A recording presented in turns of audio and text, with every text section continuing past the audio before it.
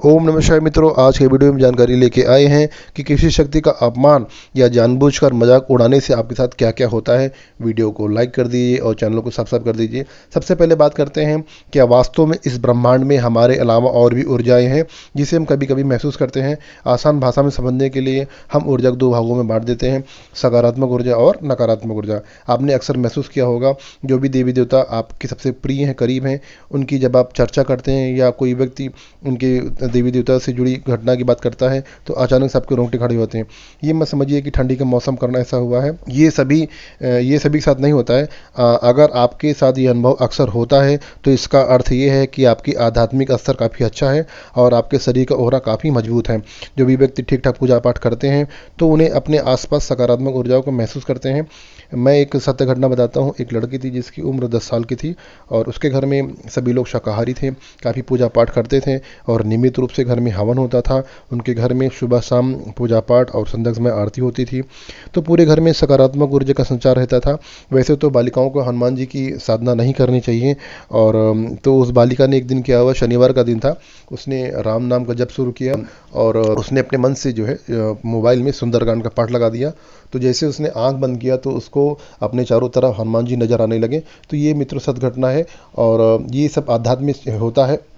पूजा पाठ में सभी को ये अनुभव नहीं होते हैं और जिस पे देव कृपा होती है उन्हीं को ये अनुभव होते हैं और जिनका आध्यात्मिक असर अच्छा होता है उन्हें देवी देवताओं के सपने भी आते हैं और कभी कभी खुली आंखों से भी उनके देवताओं के दर्शन हो जाते हैं। मित्रों, मंदिरों में, शक्तिपीठ में, तीर्थ स्थान में, नदी किनारे, गंगा नदी किनारे, नर्मदा नदी किनारे, सिद्धपीठों में और शंभु मंदिरों में, ज्योतिर्लिंगों में सकारात्मक ऊर्जा घूमा करती, विचरण करती रहती है। वहाँ पर साधना करने से सिद्धि और अपार शक्ति प्राप्त होती है। आपने अक्सर देखा होगा, बहुत सारे साधु संत महात्मा अपनी सुविधा के अनुसार इन सिद्धपीठों में पूजा पाठ करते हैं, मंत्र जप करते हैं, हवन करते हैं और सकारात्मक शक्ति आपके भविष्य में क्या होने वाला है ये बताती हैं। आपके जीवन में कोई परेशानी हो रही है तो उसका कारण और निवारण तक बता देती हैं। यदि सकारात्मक शक्ति स्वयं सक्षम नहीं है तो आपको किस माध्यम से आपकी समस्या का निवारण होगा, उस स्थान पे आपको ले जाएगी। सदा मीठा कहिए और किसी को ऐसे शब्द मत कहें जिससे उसे बुरा लगे। हमें दूसरों के प्रति वही व्यवहार करना चाहिए जो हम अपने प्रति चाहते हैं। किसी के मान सम्मान को ठेस ना पहुंचाएं। मेरे पास एक केस आया था तो उन्होंने मुझे बताया कि वह बाइक से अपनी पत्नी के साथ कहीं जा रहे थे, रास्ते में शमशान पड़ा, वहीं पर उनकी बाइक खराब हो गई अचानक से और उनकी पत्नी के पेट में बहुत तेज से दर्द हुआ और बहुत कुछ असमान सा घटा। तो उस आदमी ने सोचा कि जरूर यहाँ कुछ नकारात्मक शक्ति घूम रही है, तो उसने गाली देना शुरू कर दिया है कि तू मेरा क्या बिगाड़ लेगा, तेरी हिम्मत है तो मेरे सामने आ, और माँ बहन गालियाँ देना शुरू कर दिया।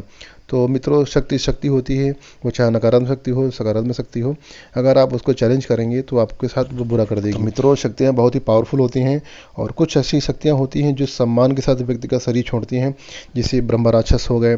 और कुछ ऐसी शक्तियाँ जो होती हैं जो जब तक जीवित होती हैं तब तक अच्छी होती हैं और कुछ खराब कर्म के कारण उन्हें मुक्ति नहीं मिल पाती है और वह प्रेत योनि में फंस जाती हैं। तो उनके साथ कोई बुरी प्रवृत्ति का व्यक्ति उनको सिद्ध कर लेता है और उस शक्ति को दूसरे शरीर में तांत्रिक क्रियाओं के माध्यम से भेजा जाता है। ऐसे में ऐसी शक्ति को जिस भोग से या जिस माध्यम से दूसरे शरीर में भेजा जाता है तो उसको सम्मान सहित भोग देकर उसको विदा किया जाता है। मित्रों, एक बार मेरे शिष्य ने मुझसे पूछा, गुरुजी, भूत प्रेत या तांत्रिक क्रिया से पीड़ित व्यक्ति कैसे ठीक होते हैं? कोई व्यक्ति उतारा करता है, कुछ लोग ज्योतिष को उपाय बताते हैं, कुछ लोग सत्संग सुनने के लिए कहते हैं, कुछ लोग पूजा पाठ या कोई पाठ करने के लिए कहते हैं, तो ये सब कैसे होता है? तो मैंने उसको समझाया। मैंने उस शिष्य से कहा, देखो, नकारात्मक ऊर्जा हटाने की केवल एक ही तरीका नहीं होता है, कई तरीकों से, कई विधियों से नकारात्मक शक्ति को हटाया जा सकता है। मित्रों, साधक जितनी भक्ति करेगा उसका देवता उतना ही मजबूत होगा। आपने डॉक्टर देखे होंगे, कुछ डॉक्टर छोटे डॉक्टर होते हैं, सर्दी जुकाम ठीक करते हैं, कुछ छोटी बीमारी ठीक करते हैं। कुछ डॉक्टर स्पेशलिस्ट होते हैं, जैसे न्यूरो सर्जन हो गया, आर्थो डॉक्टर हो गया, ब्रेन डॉक्टर हो गया, आँख का डॉक्टर हो गया, वे अपने क्षेत्र माहिर होते हैं। सेम कंडीशन अध्यात्म में लागू होती है। यदि आपकी साधना के 1 वर्ष हुए हैं तो आपके पास छोटी शक्ति होगी। यदि आप 10-15 साल तक साधना करते हैं तो आपको बहुत बड़ी शक्ति प्राप्त होगी, जिससे आप बड़ी से बड़ी नकारात्मक शक्ति को और तंत्र प्रयोग को नष्ट कर सकते हैं। मित्रों, एक बार की बात है, एक व्यक्ति मेरे घर पे पास से गुजर रहे थे, तो उन्होंने मेरा बैनर देखा और उन्होंने पूछा, गुरुजी आपकी उम्र कितनी है? मैंने कहा कि मैं 34 साल का हूँ। और हैरान दृष्टि से देखते हुए उन्होंने कहा कि तुम्हारी उम्र तो काफ़ी कम है, इतने बड़े बड़े काम कैसे कर लेते हो? तो मैंने उनसे कहा, शिव की भक्ति ही मेरी शक्ति है, मैं कुछ नहीं करता हूँ, जो करता है मेरा बाबा करता है, मैं केवल माध्यम हूँ। मित्रों, आज से करीब 6 साल पहले मैं उज्जैन में अपने गुरु के सानिध्य में साधना सीख रहा था और साधना पूर्ण हो चुकी थी और उस साधना का अंतिम दिवस था।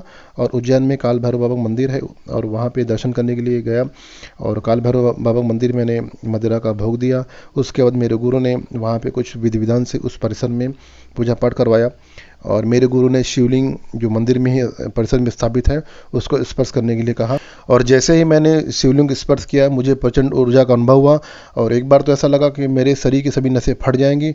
और मैं शिवलिंग से अपना हाथ छुड़ाने का प्रयास कर रहा था और मेरा हाथ उस पर चिपक गया था। करीब 10 मिनट तक मेरा शरीर कांपता रहा और मूलाधार चक्र में जैसे किसी ने हथौड़े से प्रहार किया हो। मेरी काल भैरव की सिद्धि की साधना थी, वहीं से मुझे काल भैरव बाबा की सिद्धि प्राप्त हुई। कुछ देवी देवता शांत स्वरूप होते हैं, कुछ उग्र होते हैं। उग्र का मतलब होता है वो बदतमीजी और अपशब्द बर्दाश्त नहीं करते हैं, व्यक्ति को तुरंत दंड देते हैं, यानी जीरो टॉलरेंस करते हैं, जैसे काल भैरव बाबा, माता काली, माता बंगलामुखी, माता काला, माता अपराजिता। आशा करता हूँ वीडियो को पसंद आया होगा। वीडियो को शेयर कर दीजिए, चैनल को लाइक कर दीजिए। मिलते हैं नए वीडियो में। हर हर महादेव, जय श्री महाकाल।